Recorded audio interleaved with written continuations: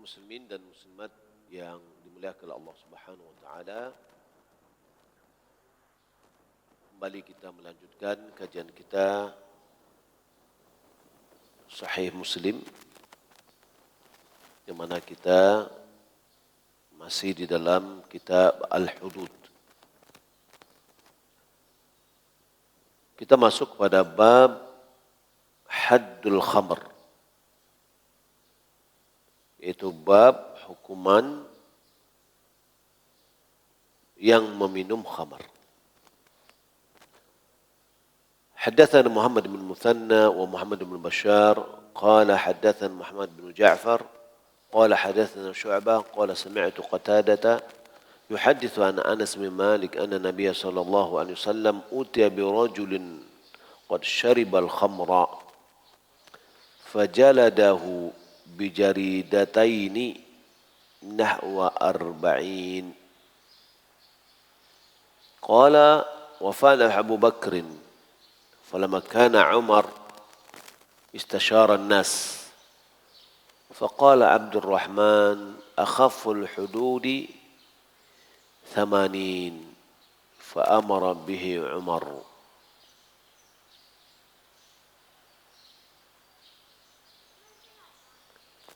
Dengan sanadnya kepada Anas bin Malik radhiyallahu taala an, bahwasanya Nabi sallallahu alaihi wasallam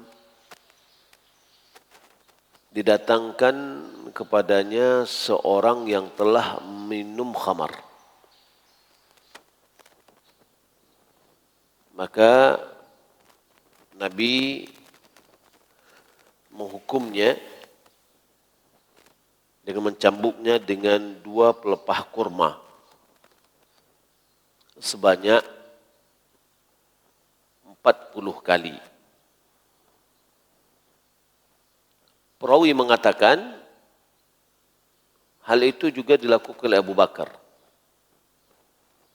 yakni ketika Abu Bakar menjadi khalifah. Falamma ketika zamannya Umar, ketika Umar bermusyawarah kepada para sahabat yang lainnya, lantas Abdurrahman bin Auf dia mengatakan akhafful hududi 80. Dan hukuman had di dalam Al-Quran yang paling ringan itu adalah 80. Fa'amara bihi Umar. Lantas Umar memerintahkan untuk melaksanakan hal itu. yakni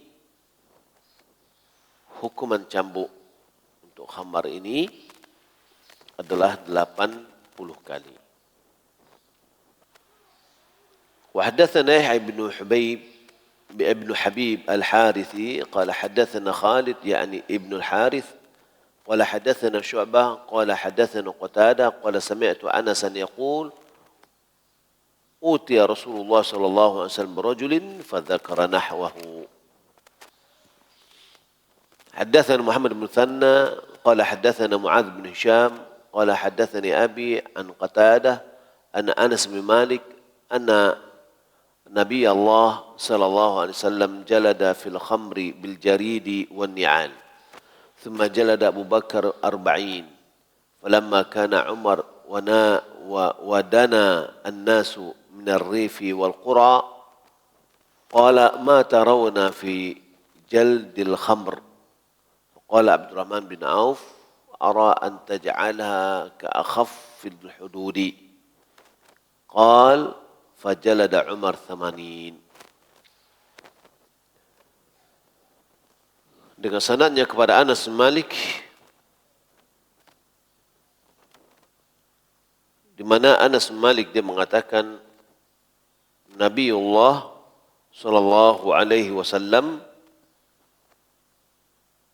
mencambuk dalam kasus minum khamar dengan pelepah kurma dan dengan sandal. Kemudian Abu Bakar Siddiq radhiyallahu ta'ala an juga melaksanakannya sebanyak 40 kali. Ketika Umar menjadi khalifah dan umat manusia telah mendiami kawasan dekat air dan dekat desa-desa, maka ia berkata, "Ma tarawna fi jaldil khamr?" Apa pendapat kalian mengenai hukuman minuman khamar? Qala Abdurrahman bin Auf dia mengatakan, "Ara an taj'alaha ka akhaffil hudud." Aku berpendapat untuk menjadikannya hukuman seperti had atau hukuman yang paling ringan yang ada dalam Al-Quran, yaitu 80 kali. Perawi mengatakan, maka Umar mencambuk para peminum khamar sebanyak 80 kali. Baik. Berdasarkan kepada hadis-hadis yang kita baca ini, kita lihat keterangan dari Imam Nawawi.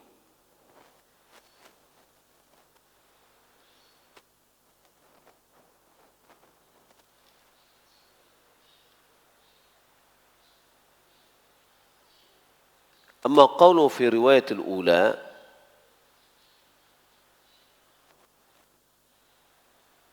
قال عبد الرحمن أخف الحدود أي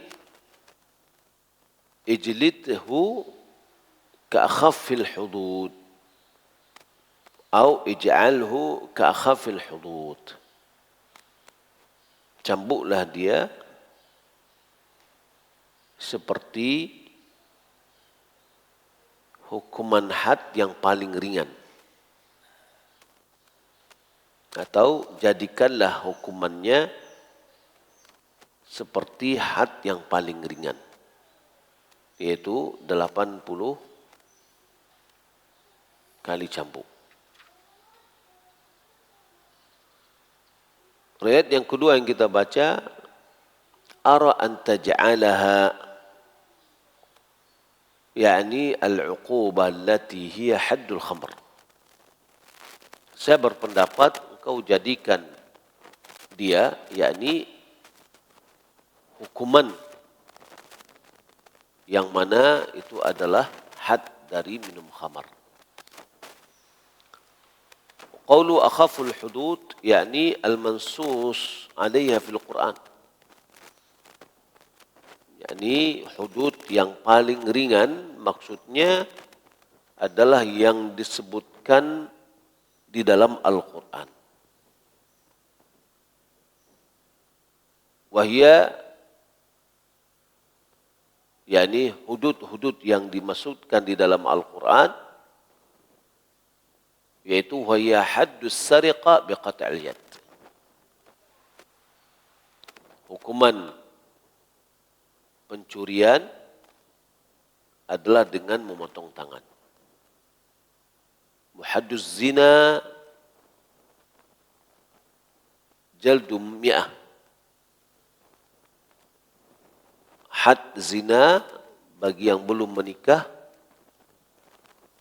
itu adalah dicambuk 100 kali.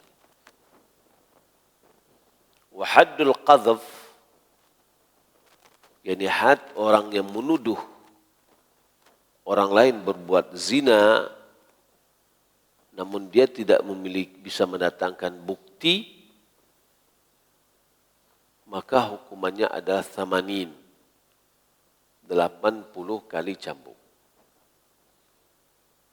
Faj'alha 80 ka'akhaffi hadhil hudud. Maka jadikanlah hukuman orang minum khamar ini 80 kali cambuk. seperti hudud-hudud yang paling ringan, ya, atau hudud yang paling ringan, yaitu haddul qadhaf, ya,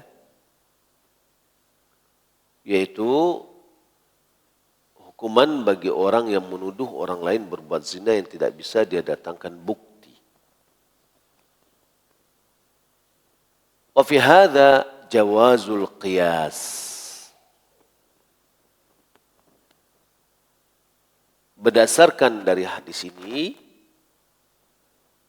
maka ada faedah yang bisa diambil, yaitu bolehnya menganalogikakan hukum. Ya, bolehnya menganalogikakan, mengkiaskan hukum had orang minum khamar kepada hukuman yang paling ringan di dalam Al-Quran. Faedah yang kedua yang bisa kita ambil, istihbab musyawaratul qadi wal mufti ashabahu wa hadri majlisihi fil ahkam.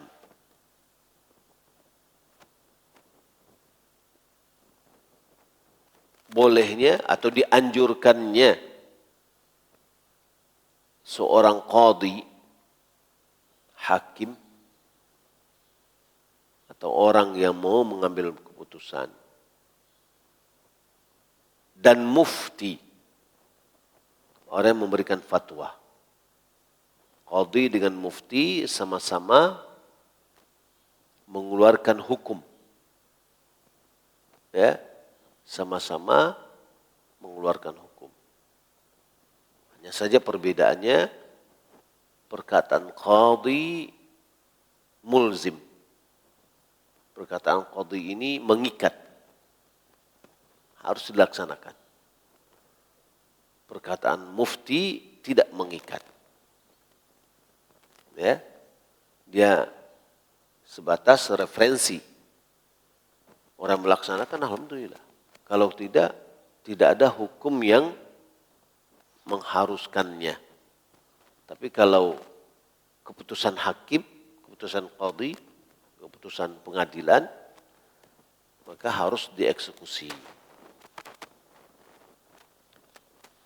Maka qadhi dan mufti dianjurkan untuk bermusyawarah dengan sahabat-sahabatnya dan orang yang hadir di majelisnya di dalam hukum atau di dalam menetapkan hukum. Ya. Seperti yang dilakukan oleh Umar bin Khattab radhiyallahu taala an. Nah, ini beberapa faedah yang kita ambil, ya.